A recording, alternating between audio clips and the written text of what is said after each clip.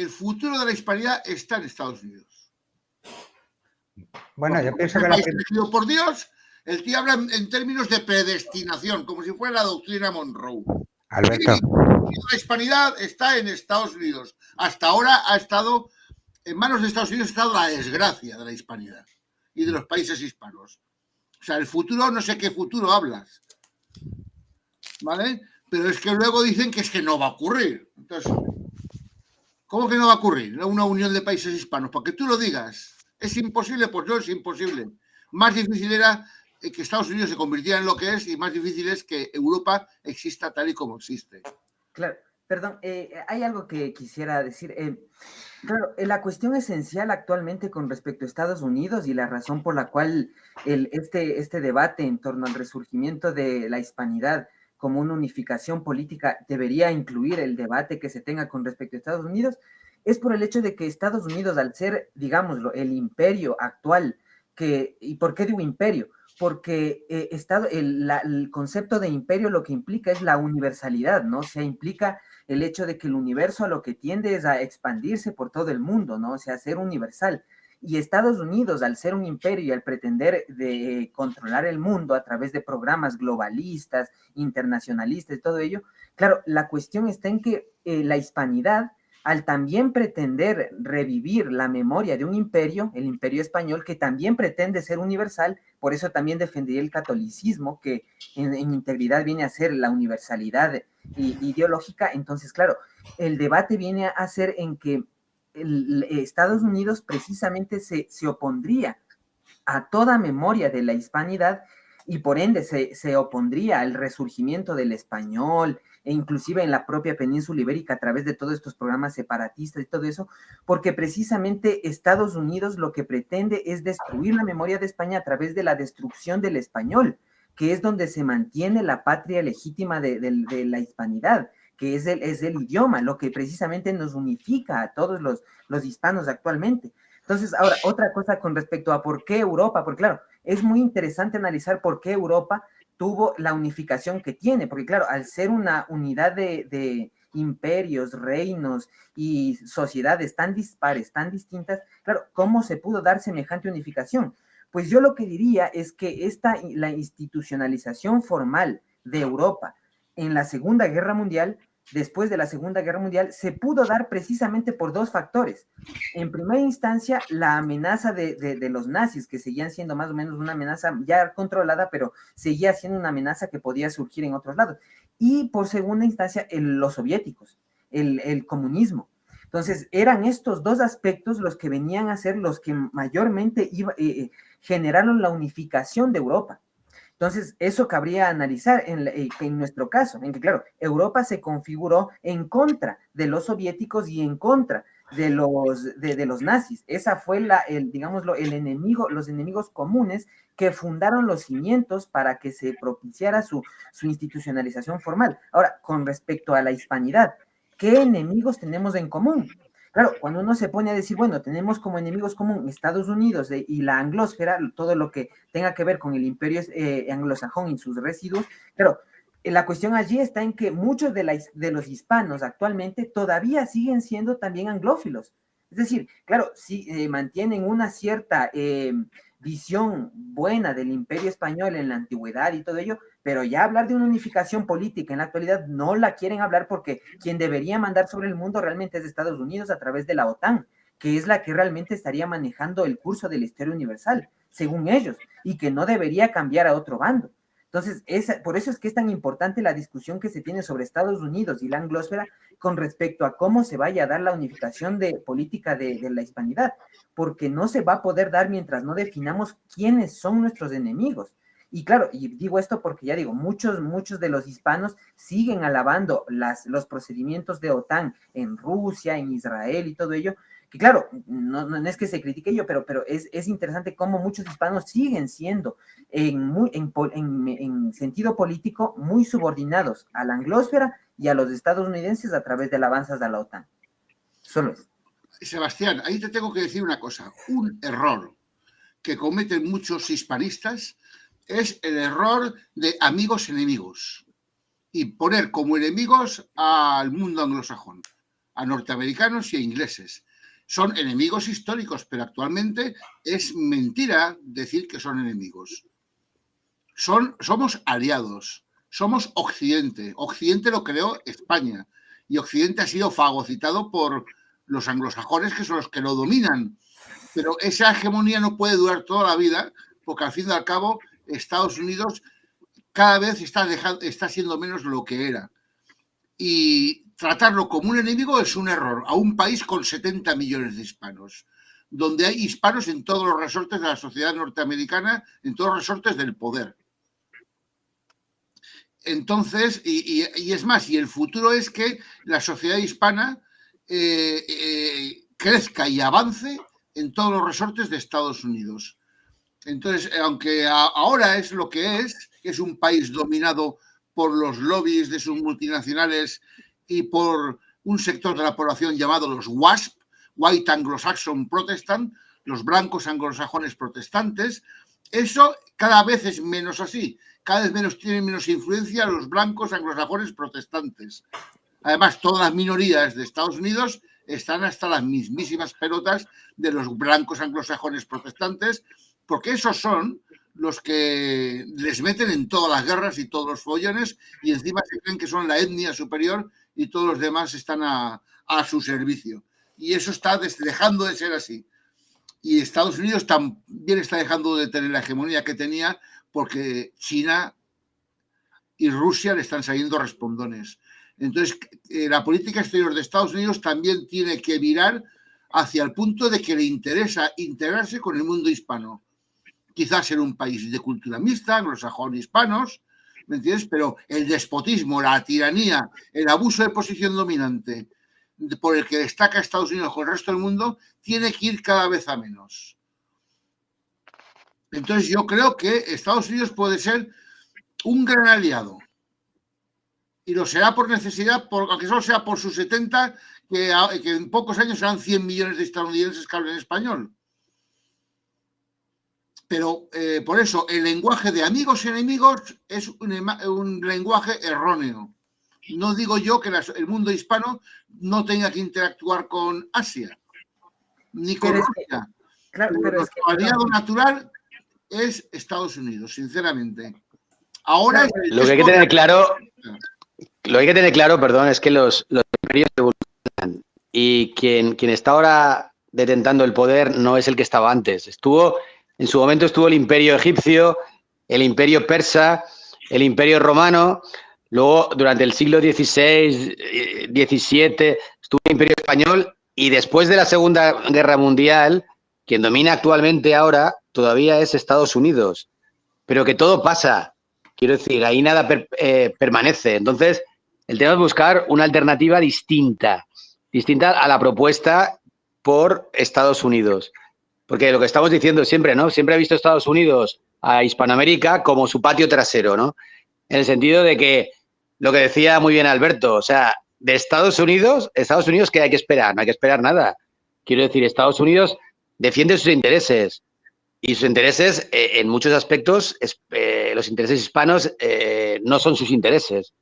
Para nada les interesa que, pues eso, ¿no? Que el inglés no sea la lengua más predominante en el mundo y que vuelva a ser el español, ni el resurgir de la identidad unificacionista, ni nada de esto. Es decir, que, bueno, no es que sean enemigos, pero que realmente no tienen que ver, sus intereses no son los nuestros. Eso está más claro que el agua. Claro, y además, por ejemplo, Marruecos, la situación con Marruecos. ¿Quién fue el que o sea, uno de los grandes potencias que precisamente legitima la existencia de Marruecos viene a ser Estados Unidos y en contra de los intereses industriales de España y de la España actual? Eso ya no es hablar de historia, es hablar ya de geopolítica actual, porque Marruecos viene a ser una nación, de hecho, bastante joven. Entonces, en ese sentido... Completamente, quiero decir, si ves la historia reciente, es decir, con el tema del Sáhara, ¿por qué con la Marcha Verde y tal, cómo es posible que se anexionaran el Sáhara español? Con el permiso del consentimiento y la influencia de Estados Unidos. Luego Estados Unidos, con el tema de Ceuta y Melilla también lo mismo. Es decir, les interesa tener muy buenas relaciones, sobre todo con Marruecos, porque son árabes, son musulmanes, pero dicen que no son extremistas, ¿no? Entonces, si tenemos alguna guerra, la próxima guerra que tenga España va a ser con Marruecos, porque eso está al caer. Entonces, Estados Unidos les apoya a ellos.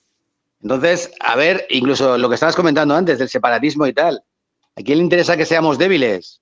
Evidentemente, a los americanos no les interesa que seamos fuertes y que nos apoyemos ni que nos unamos.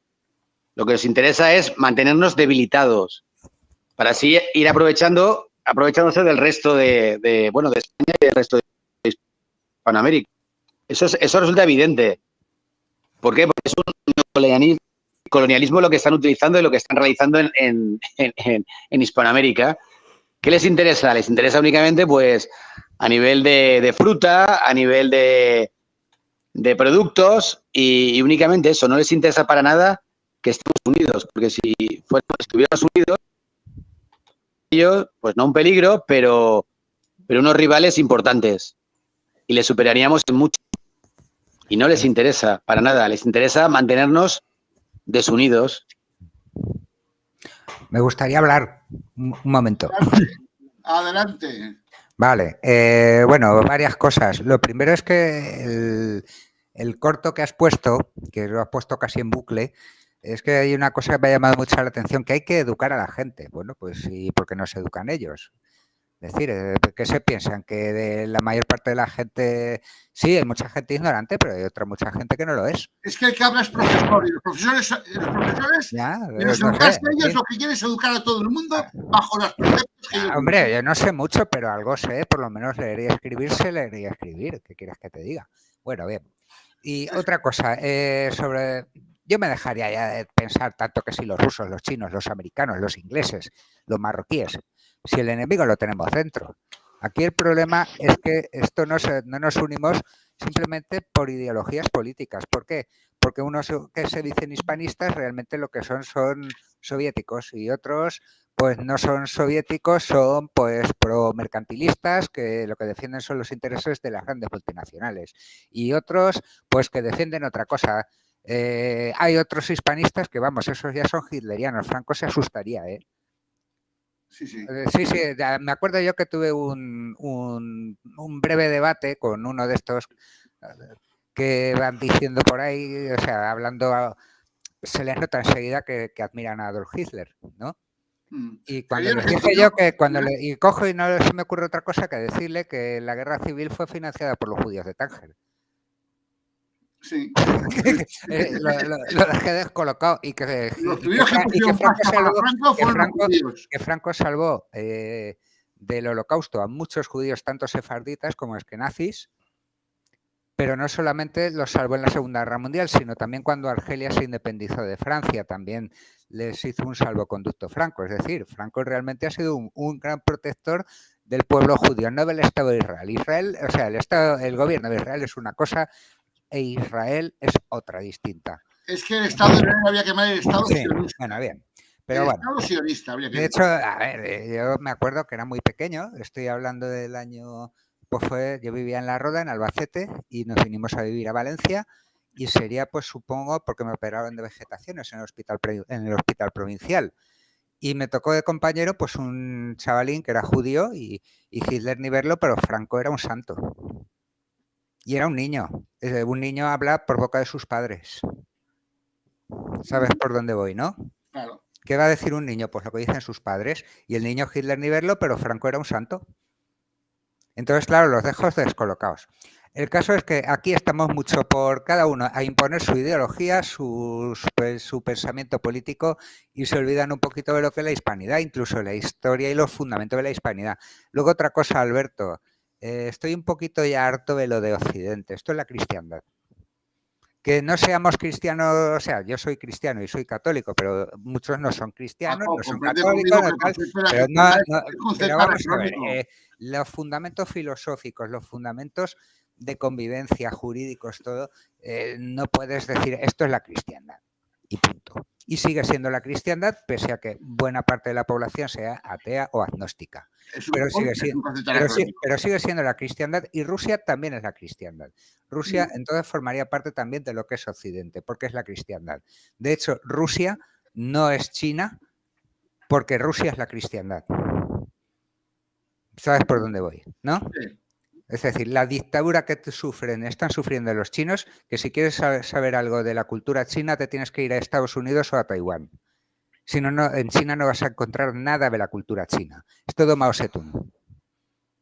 Exacto. Claro. Cultura... Sin embargo, en Rusia se conserva su propia cultura ancestral. ¿Vale? ¿Por qué? Porque Rusia es la cristiandad, lo mismo que lo es Ucrania, lo mismo que lo es Serbia, que lo puede ser Croacia, que lo puede ser Italia. Entonces, dejémonos ya del rollete este de Occidente. Pues esto de Occidente es una cosa muy nueva que solo tiene 2 siglos, cuando lo de la cristiandad, que Europa, o sea, que lo que llamamos Europa es la que antes de llamarse Europa se llamaba la cristiandad. Esto es que ya es desde finales desde la postrimería del Imperio Romano. Y creas o no creas, que eso es otra cosa, eso es otra historia, la fe que pueda tener cada uno o la no fe que pueda tener.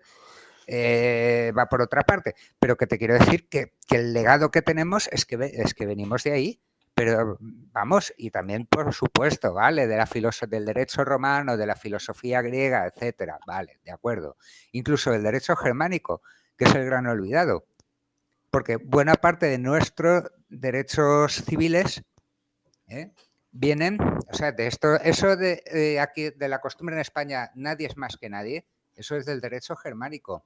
Lo de la orden de Isabel la Católica, casarse con españoles con indias e indios con españolas, eso viene incluso del derecho germánico, que era un derecho consuetudinario, era la costumbre que tenían. Ellos conquistaban pueblos, pero los pueblos, los reyes, estamos hablando de monarquías, de un antiguo régimen monárquico, ¿no? Pues el pueblo conquistado pasaba a ser pueblo súbdito, con lo cual ampliaban no solo el territorio, sino también la población. Entonces los españoles en Francia, los galos pasaron a ser francos. En España la historia fue un cambio, es un poco diferente, pero bueno, no voy a entrar en más. Lo que quiero decir, como resumen, que el enemigo lo tenemos más dentro que fuera. Y es más que nada por el asunto, primero que no hay voluntad política y que nuestros gobernantes son unos títeres y que la gente que está por defender la hispanidad se deja más llevar por su ideología política que por lo que es intentar, pues yo qué sé, eliminar las fronteras, unas fronteras artificiales. Esto aquí es que en Hispanoamérica luego hicieron lo mismo en África. Claro, perdón, solo quería decir dos cosas. Con respecto a esto de la fe, claro que no es como que no importa si uno cree o no crees, es que es como que independiente si crees un poco digamos, en el protestantismo o en el catolicismo para que seas hispano y no hay tanta relevancia en eso. Yo al menos, digamos, en un sentido histórico no contemplaría que sería tanto así, porque de hecho la controversia con respecto a, por ejemplo, el catolicismo y el protestantismo tiene mucho que ver con el hispanismo, porque en gran medida, por ejemplo, en lo que tiene que ver con el alcanzar la gracia, por ejemplo, que en el protestantismo se lo contempla de un modo y en el catolicismo de otro. Por ejemplo, o la culpa, cómo se da la culpa, cómo se expía la culpa de las almas. Claro, en el catolicismo tienes que ir al confesor a confesar tus pecados para entonces poder recibir expiación por tus pecados. Pero en el caso del protestantismo no hay necesidad de ello, simplemente habría la autoconcepción, digámosle, o la autorreflexión en los propios pecados que uno ha cometido y todo ello, para ya de ese modo alcanzar la expiación de los pecados. No habría necesidad de confesarlo a un ente exterior, sino que únicamente tendrías que tú autoanalizarte, tú mismo autorreflexionar en ello y llegar simplemente ya hacia la expiación. Entonces, y así había algunos como detalles dentro de la teología católica y la teología protestante que les daría muy distintas, a tal punto en el que yo al menos contemplaría que a nivel histórico sería muy distinto hablar de un hispanismo en el sentido católico y hablar más bien de lo que más bien ha sido el hispanismo, más bien desde la perspectiva anglosajona, protestante, porque eso también hay que ver. Los protestantes tienen como su papa o a su papisa, digámoslo, bueno, actualmente el papa, pero en el tiempo de Isabel tenían a la papisa, ella era la máxima cabeza de las confesiones protestantes. Entonces hay que ver que hay una relación muy directa entre el protestantismo y catolicismo con respecto a las controversias que ha habido entre hispanismo y la anglósfera. Y esto inclusive incluyéndoles a Estados Unidos, porque hay que ver que quienes fundaron Estados Unidos fueron protestantes. Y una última cosa, muy, muy cortita. Con respecto a esto de que las ideologías políticas nos dividen y que por ende el enemigo está dentro de nosotros, bueno, hay que contemplar que quién nos está poniendo esas ideologías políticas dentro. No es que nosotros nazcamos como latinoamericanos o como filipinos, así que nazcamos ya con una ideología propia política con la que nacemos de manera innata y con ella es que nos separamos del imperio o la memoria del imperio. No, no, no, no. Hay un ente exterior que está proliferando determinadas ideologías políticas que le resultan beneficiosas para sus intereses en contra de la memoria del Imperio Español. Un solo ejemplo, ¿quiénes son de los que mayormente financian el separatismo apache en la Argentina? Instituciones anglosajonas y estadounidenses. ¿Quiénes son de las que mayormente financian estos programas indigenistas que benefician la memoria indígena, la identidad auténtica de los indigenismos y todas estas cosas? Pues bueno, son precisamente las instituciones anglosajonas y estadounidenses. Ellos son precisamente los que están proliferando estas ideologías políticas. Entonces, eso de que el enemigo lo tiene uno dentro, bueno, hay que ver quién nos está metiendo ese enemigo a uno adentro. Porque no es que vengamos con ese enemigo dentro, alguien nos está metiendo de fuera eso, para provecho de ellos.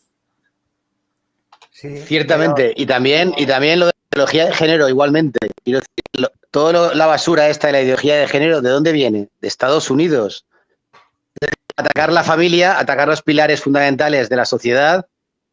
Quiero decir, eso, vamos a ver, la religión católica lo tiene muy claro. Entonces, todo ese tipo de mentalidad, todo ese tipo de basura que tiende a exterminar los principios fundamentales en los que, pero no de ahora, ¿no? Es de muchos siglos, se ha erigido una sociedad, pues viene de ahí, es decir, que es un poco todo ese tipo de ideología. Y luego respecto a lo que ha comentado, Paco Javi, eso de la cristiandad, pues no estoy de acuerdo. Vamos a ver, desde el siglo XI, dentro de la cristiandad ya se separaron por un lado los ortodoxos, los griegos y luego, bueno, se unieron ahí los rusos, ¿vale? Y luego ya en el siglo XVI vinieron los protestantes. Entonces, cristianos, sí, cristianos en teoría son todos, pero no tiene que ver un protestante en nada la concepción, digamos, mercantilista y la concepción de la desigualdad, que todos los hombres son desiguales para ellos, con la mentalidad de un católico. Es decir, lo que se generó, el imperio generador español en América es completamente inadmisible desde el punto de vista de un anglo.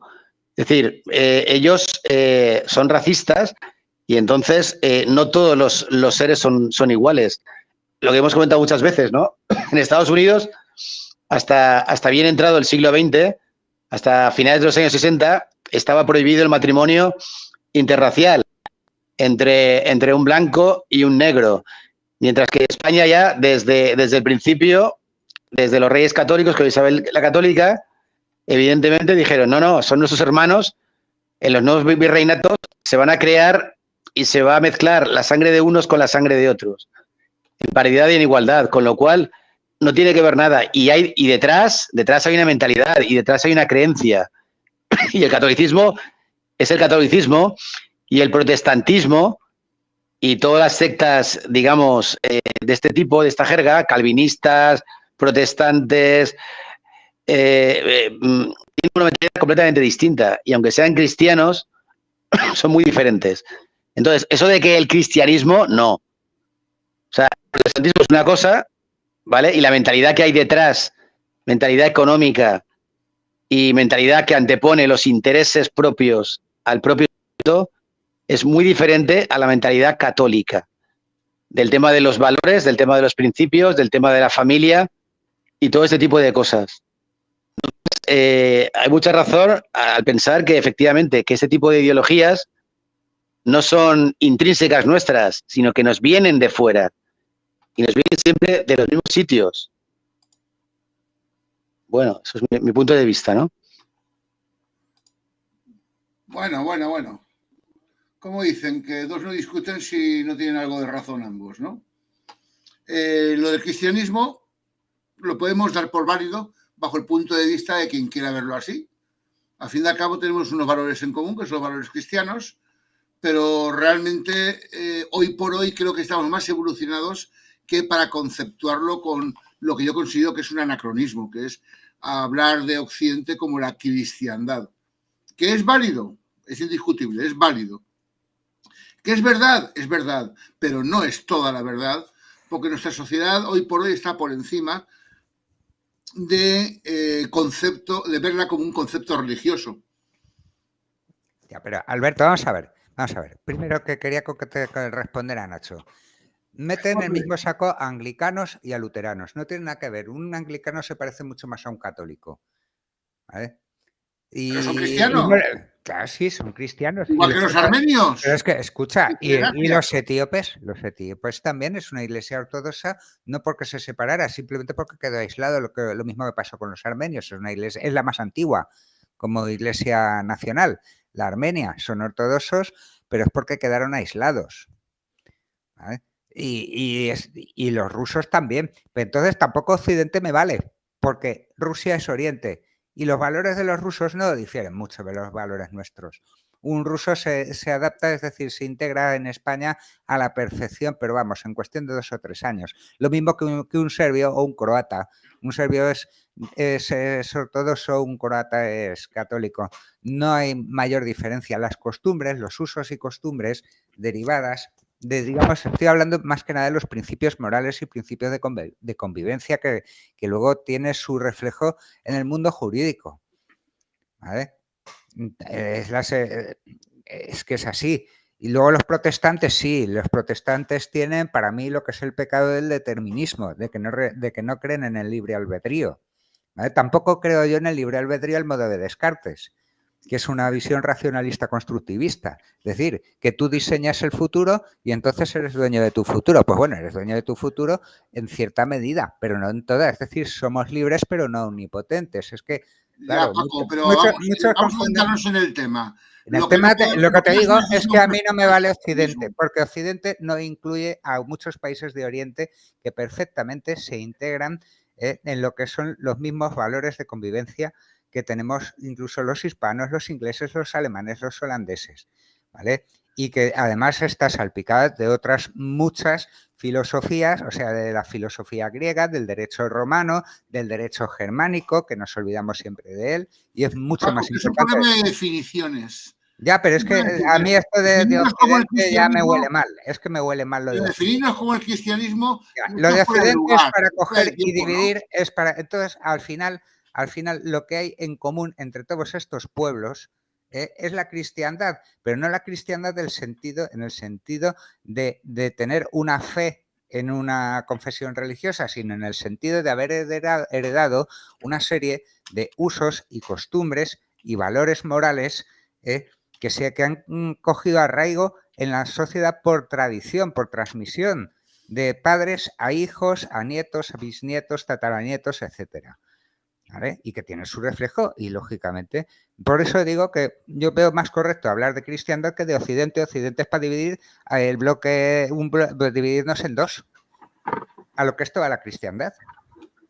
Bien, pero yo entiendo Occidente como los valores occidentales, aunque hayan países asiáticos y países, quizá algún país africano que pueda tener nuestros valores. No, hablo de Rusia. Yo dudo que Etiopía... Estoy hablando de los rusos, no estoy hablando de Putin.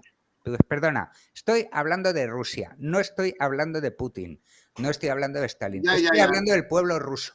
Pero también has hablado de Etiopía, y yo dudo mucho que Etiopía, por muy cristianos que sean, encajen dentro de nuestra escala de valores. Sí, yo creo que sí. Claro, es que también habría que entender que, y claro, es muy interesante el hecho de revivir el recuerdo de que alguna vez Europa fue la cristiandad. No fue siempre Europa, ni fue determinada siempre como Europa. Eso fue un invento más reciente. Un dato, perdona que te interrumpa. El primer país cristiano de la historia fue Armenia. Sí, 80 años antes que el Imperio Romano. Armenia está en Asia.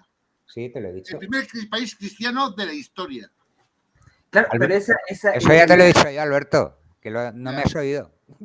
Claro, es que el sector de lo que actualmente viene a ser Europa y que antes se denominaba la cristiandad, vendría a ser interesante revivir la memoria de que alguna vez se denominó la cristiandad para contraponerlo con la esfera musulmana. Es contra esa esfera que vendría a identificarse estos valores tradicionales cristianos que albergaría la Europa, sean protestantes o sean católicos. Pero ahí habría más o menos una unidad que sería el cristianismo, o contrapuesta más bien a la otra unidad que vendría a ser más bien aquella heredada por el Imperio Otomano y etcétera. Entonces sería más bien en contra de los musulmanes, que cabría establecer una identidad europea cristiana y a su vez una identidad española católica, en contra de los musulmanes. O sea, sería en ese aspecto que cabría de definir lo que actualmente es Europa, porque precisamente la indefinición de lo que es Europa, porque antes, claro, definías de Europa como la cristiandad e inmediatamente ya podías contraponerla a otras plataformas como los musulmanes.